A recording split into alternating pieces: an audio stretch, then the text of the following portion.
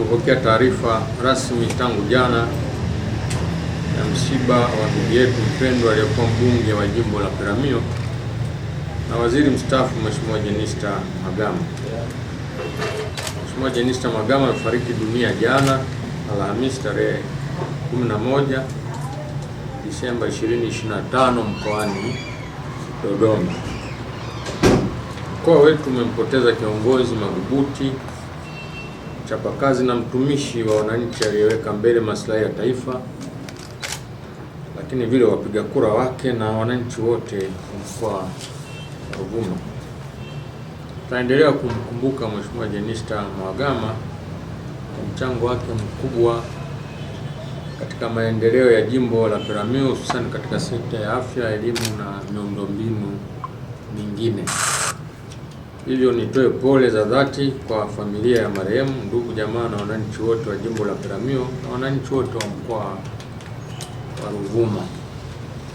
Wito wangu kwa wananchi ni kuwa katika kipindi hiki kigumu tuendelee kuwa watulivu, tuendelee kumwombea Mwenyezi Mungu aiweke roho ya marehemu mahali pema peponi.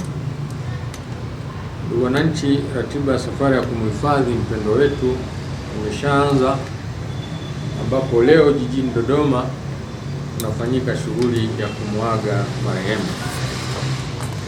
Natarajia baada ya mwili kuagwa Dodoma utasafirishwa na kupokelewa katika mkoa wetu kwa taratibu zingine za mazishi kama ifuatavyo. Tarehe 14 Disemba 2025, baada ya mwili kupokelewa mkoa wa Ruvuma, hapa Songea kutakuwa na misa na maombolezo nyumbani kwa marehemu pale Makambi.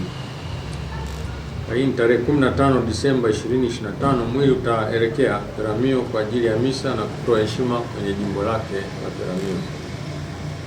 Na tarehe 16 Disemba 2025 ndio itakuwa ni mazishi yatakayofanyika katika kijiji cha Rwanda, wilaya ya Mbinga, kuanzia saa 5 mpaka saa 9 alasiri.